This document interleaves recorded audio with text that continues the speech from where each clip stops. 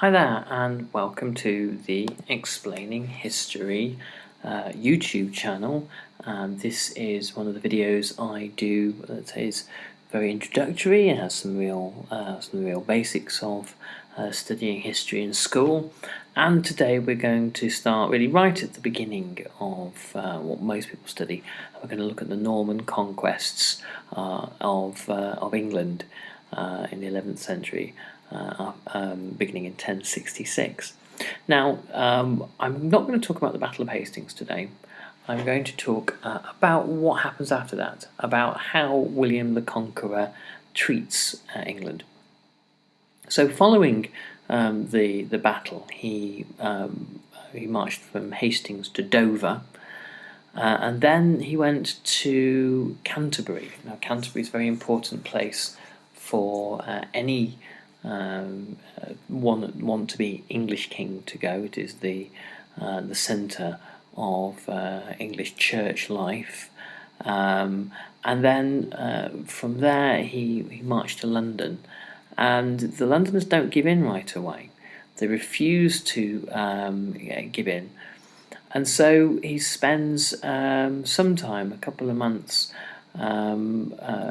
waging a kind of a terrifying war against villagers around London in Surrey and in what's now Hampshire, and he burned down villages, slaughtered livestock, killed the inhabitants, and this is real, terror attacks to bring the people of the city to their knees, to make them so afraid that they would give in. On the 25th of December, on Christmas Day 1066, William was crowned king in Westminster Abbey, and the Saxon earls were there to accept that William was their king. William, at that point, declared all the land of England to belong to him personally. There were some of the more powerful Saxon lords who hadn't fought William were able to have some of their land back. They never owned it again, but they were able to occupy it again. And it was a way of William saying, look, I'm prepared to be reasonable here. As long as you are loyal, you can have most of what you own back. It still belongs to me, but I'll let you borrow it. He had a large chunk of land which is actually designated for his own personal use, and this is used often for hunting. The Normans are prolific hunters. It's one of their great obsessions. The England that they conquer is heavily wooded. It's been obviously a great deal of that. Forestation has been removed in the following centuries. It was heavily wooded at the time and full of things like boar and deer and things to hunt and kill. And the land that William claims for himself also is divvied up between the nobles and the knights who had fought for him at the Battle of Hastings. This system is referred to as feudalism. Now, the question is, and this may come up on an exam or test you're going to sit. What is feudalism? What do we think of it as? Feudalism is the system of land ownership that really underlines the whole of the Middle Ages, not just in England, but also in the rest of Europe. The term feudalism comes from the word feu, which feu is an area, an estate, or a manor owned by a knight. And the king, William, had 170 tenants-in-chief, or they're all lords or barons, who were obliged to provide the king with troops, soldiers, if he needed them. In return, they would get large chunks of land to enrich themselves with. The amount of land that a noble had meant that he had to either give raise a few knights or a large number thereof. But there was an unspoken agreement between the king and the nobles. The nobles would support the king in everything he did. It was expected of them. It was seen as almost a religious duty. To break this pact with the king was to break an agreement one had made in the sight of God. So you could be in an awful lot of trouble with God if one went against the king. But it was also understood that the king had certain responsibilities as well. The king couldn't just behave in any way he wanted, or upset the stability of the realm, or overtax the people, or impoverish the nobles, or wage any number of disastrous wars. The king had to moderate his behaviour as well. This is an unspoken agreement between the nobles and the lords, and so that everyone gets on well. When this breaks down eventually, as we'll see in a future video under King John, there is a long period of crisis as the nobles and the king try to find some way to come to some kind of compromise. But we'll talk about that in a future video. At the top you have the king, underneath are the nobles, underneath the nobles are the knights, and at the very bottom of the pyramid are the peasants. And the peasants fall into two categories: villeins and freedmen. A villain is essentially a serf. A serf is a person who almost belongs to the landowner, to the knight or the noble, and who is obliged to offer free service or compulsory service anyway, normally doing farm work or labouring work. The freedmen are peasants who have been villeins or serfs previously, and they are now free, or their fathers, or they're the sons or the grandsons or the great-grandsons of former villeins. And these are men who are very proud of their free nature. Under the Saxons, slavery had still been permissible, and the Normans, despite all the other brutal things they might have done, they do abolish this. And the Normans also have a number of different codes and beliefs and practices and ideas that regulate society. One is described as noblesse oblige. I'll put a spelling of that in the YouTube comment box below this video.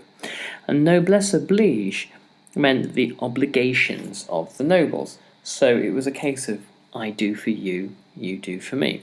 The knights who ruled the peasants expected hard work from their peasants, obedience, good behaviour, and the paying of taxes and rents. But in return, the knights had to do something. They had to make sure the peasants were safe, obviously, and they had to make sure that their particular estate was well managed, and they had to make sure that the peasants got justice. Very often peasants were involved in all sorts of land disputes with one another, and sometimes land would be taken by rival neighbouring villages or greedy landowners, and the peasants looked to the knights to resolve these problems when they came up, and this was noblesse oblige. So the knights had responsibilities as well. They couldn't just rule in any old way. And the knights also are governed by a code called chivalry. Chivalry was a set of rules particularly about war and fighting. that a knight lived and died by his honour, really. Chivalry meant that, for example, one couldn't kill prisoners. Chivalry meant that when in victory one must be merciful. It didn't mean to say that one was weak on the battlefield. Obviously you fight and kill your enemies, but you had some sort of morality afterwards. You can't just treat the people you've conquered in any old way. Now, the problem with all of this is that William the Conqueror behaves quite terribly with large parts of the country. He controls the country through the building of castles, first motte and bailey castles, which were wooden castles on a mound or a hill with a trench and a bailey wall outside them. Very primitive, but quick to make. And these are then later on replaced by more permanent stone castles, and then finally in the following centuries concentric castles. So in 1067 anti-Norman disturbances and riots break out in Kent and Herefordshire along the Welsh border, and then in the north of England in York and Northumberland. William has to go away to Normandy to deal with problems in his duchy there, the Duchy of Normandy. And when he came back, he crushes the rebellions. One in 1068 by the sons of Harold Godwinson, happened in Exeter. And finally, in 1069, the Saxon lords made a deal with King Shrine of Denmark. In 1069, Shrine's fleet sailed to York and burnt it, and then this force is defeated once again by the Normans. Because William was so suspicious of the northern Saxon earls and their people, he destroys everything between York and Durham. So he burns the crops, he destroys the houses, and he reduces the people there to starvation, killing probably about 100,000 people. So this is not chivalry at all. And finally, he crushes the north in 1070 by capturing the last outpost of resistance in the north, which was Chester. So the way in which William manages to control his realm finally is not just using military force, it's not just using castles, it's using another system, it's using administration.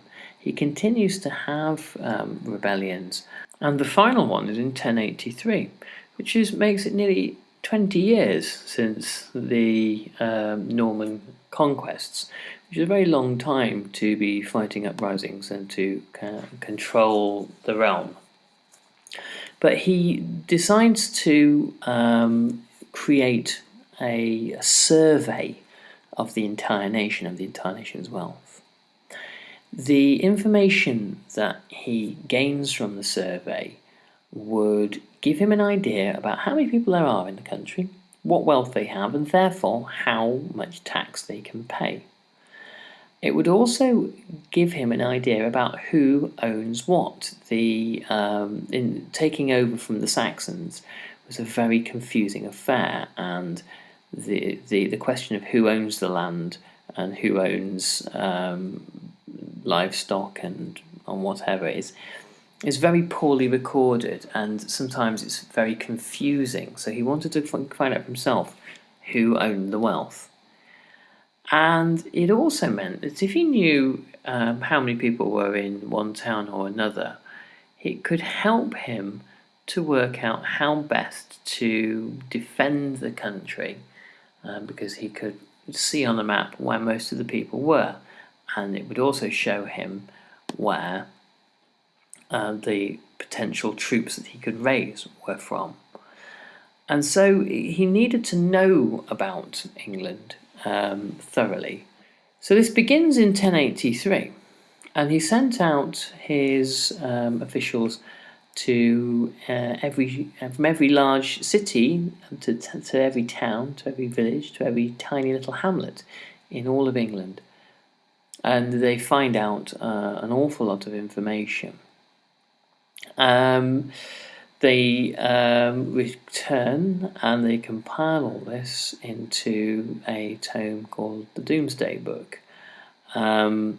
It's called the Domesday Book quite a long time after it's finally put together. William the Conqueror would never have called it the Domesday Book. It is quickly created. It only takes 7 months to compile, to write. And William, once he's got his information, he calls the main landowners to meet him at Salisbury in August 1086.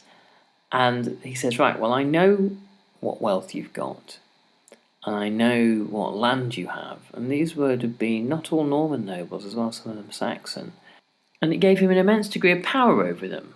And it gave him power enough to have them swear their allegiance to him. And he was very powerful in doing this. It gave him an awful lot of control. The following year, in 1087, William was insulted by the King of France because of his huge obesity. He dined an awful lot and become very fat. He's referred to as looking like a pregnant woman. William sort of wages war against the French to avenge this insult, and is fatally injured during the process. He's thrown from his horse and has terrible internal injuries. And he dies in September 1087. And his death was on his deathbed. Some of the chroniclers say that he looked back with terrible regrets at some of the horrific things he had done in his life. But whether that's true, perhaps we'll never know. Anyway, that was just a quick run through of some of the main ideas about William the Conqueror. And stay tuned, because there'll be some more videos coming up next on this channel about the Middle Ages. Thank you. Bye bye.